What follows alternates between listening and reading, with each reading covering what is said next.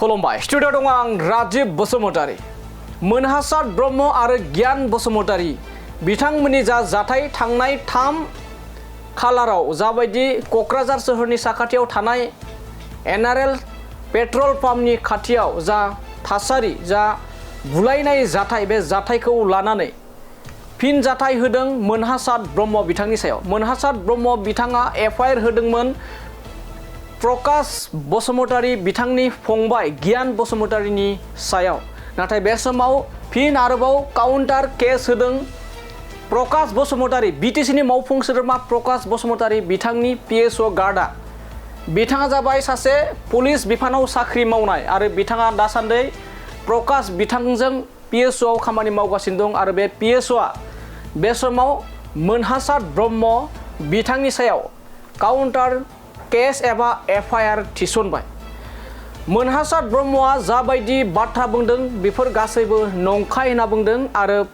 सिलाइजों थुथेंलायनाय एबा गावनो नागिरनाय बेफोर बाथ्राया नंखाय होननानै बाथ्रा बुंदों प्रकाश बसुमतारी बीटीसीनि मावफुं सोद्रोमा प्रकाश बसुमतारी बिथांनि पीएसओ गार्डआ फोरमायनाय बायदिब्ला जे थांनाय जा 3 खालाराव मोनहासार ब्रह्मनि सायाव बेबायदि गाग्लोबनाय जाथाय मेगन खाथेलायनानै हिन्दी सिनेमानि बायदि मेगन खाथेलायनानै गारियाव सोना लांनानै जिबायदि बुग्लिनाय जाथाय जा हाथियारजों गावथारनो नागिरनाय बेफोर बाथ्राया गासैबो नंखाय होननानै बिथाङा फोरमायदों बे समाव मिथिना मोननाय बायदिब्ला एबा फोरमायनाय बायदिब्ला सुलुंनिफ्राय मिथिना मोननाय बायदिब्ला बिथाङा जा क'क्राझार पुलिस थानायाव मोनहासार ब्रह्म बिथांनि सायाव केस होदों आरो बे केस होग्राया जाबाय प्रकाश बसुमतारी बिथांजों पीएसओ गार्डआव दङ थारैनो गियान बसुमतारीजों बिथाङा दंफायो होननानै बे समाव फोरमायदों बिथाङा गावनो फोरमायना लादों जे प्रकाश बसुमतारी बिथांनि फंबाय जा गियान बसुमतारी बे गियान बसुमतारीजों लोगोसे बे पीएसओ गार्डआबो दंफायोमोन बिथाङा फोरमायदों नाथाय बेबायदि जों जाथाय खालामाखै होननानै फोरमायदों थारैनो बे समाव जा प्रकाश बसुमतारीनि पीएसओ गार्ड बे पीएसओ गार्डआ मा फोरमायदों मोनहासार ब्रह्म बिथाङा बुंनायनि सायाव आरो बिथाङा जे काउंटार केस होबाय बेखौ लानानै मा फोरमायदों फै जों प्रकाश बसुमतारी बिथांनि पीएसओ गार्डनिफ्राय जों एबा जा पुलिस साख्रि मावनाय बे लाइमोननिफ्राय जों मा फोरमायदों बेखौ जों खोनासंदोना लादोनि दाख्लैनि थांनाय 3 थारिखखालि जानाय मोनानि 10:35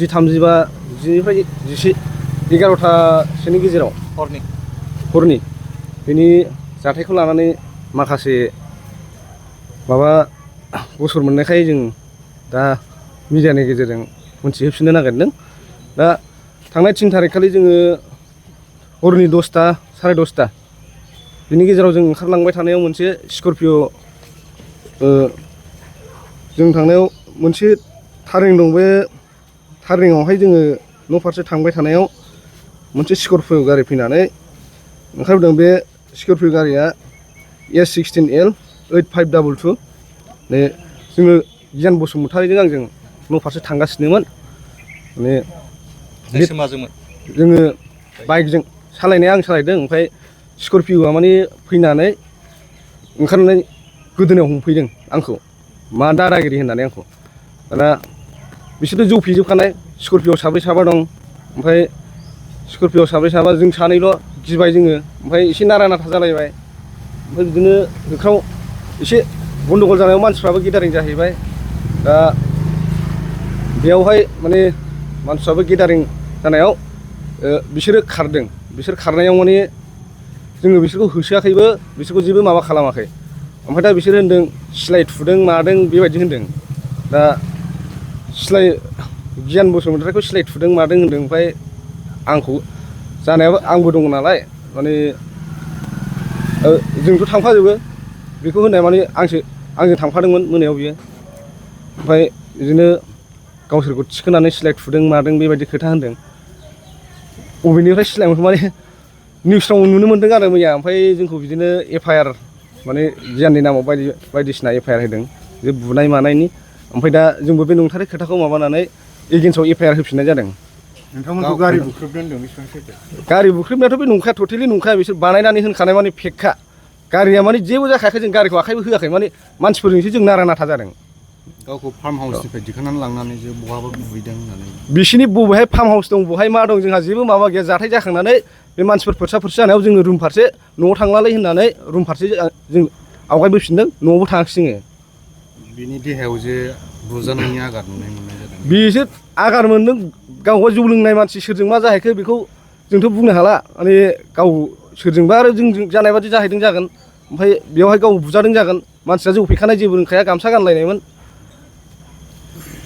बिथाङा जे नोंथांमोनखौ केस जाबसिनदोंमोन गियानफोर केस होफिनबाय नामा बेखौथ' काउन्टार केस होबाय आं औ गियान बसुमतारियाथ' बेसारा बेसेबां जेबो माबायानो गैया बेखौ ओरैनो केस होबाय ओरैबायदि बे गियोसो मानसिया बेखौ केस होदोंमोन बे ओमफ्राय दा आंबो दं नालाय आं बिनि सायाव काउन्टार केस होफिननाय जाबाय जायखिया नोंथांमोना बिनि देहायाव मोदोमाव आखाइ जों मोदोमाव आखाइ होआखै खुनु माबा गैया बेहाय खिन्थु गाव जौ फेनाय मानसि सोरजोंबा बेबायदिनो जाहैबावदों खोमा जोंजों जानाय बादि बिसोरजों जादों खोमा फार्म हाउसआव थिखोदों मादों होनदों बे गासिबो टटेलि फेक ओरैनो नोंसोर लोगो मोननाय जाथाय जानाया बहा लोगो मोननाय जाथाय जानाया बे एनआरएल पेट्रल पाम्पनि अपोजिटआव अरुप कुमार दैनि माबायाव खाथियाव हाबजेननाय माबायाव सिनायलायनो माने बिसोरो जों जेबो सिनायलायनांगौनि माबा गैया सिनायलायाबो बेखौ ओरैनो गोरोन्थिया सोरनि बेयाव गोरोन्थियाथ' टटेलि बिसिनिखा ओंखारनानै माने गोदोनायाव हमग्रोनानै नारदों ओमफ्राय बिदियावनो एसे नारा नाथा बेबायदि जादों आरो खिन्थु बायदाव होननाय बायदिब्ला नोंथांमोना बबेनि दादागिरि होननानै बुंदों नोंथांमोन बिसोरसो बेबायदि होनदों माने बबेनि दादागिरि सोरनि मानसि बेबायदि बुंदों बिसोरो माने सोरनि मानसि सोर दं लेंहरजोब बेबायदि खोथाखौ होनदों नारा नाथा नारलायनानै आरो सौबावदों बिसोर गारिनिफ्राय साब्रै साबा ओंखारनानै सोर बुखो एटाक खालामबावदों ओमफ्राय जोङो एसे होख्रावलायनाय जानायाव मानसिफ्रा गेदारिं जानायावसो बिसोर खारदों ओमफ्राय बे खारबाय नालाय जोंबो माने उसुबिदा मोननानै दिनै न'आव थांला दिनाबो गाज्रि जासिगोन होननानै जों थाङाखिसै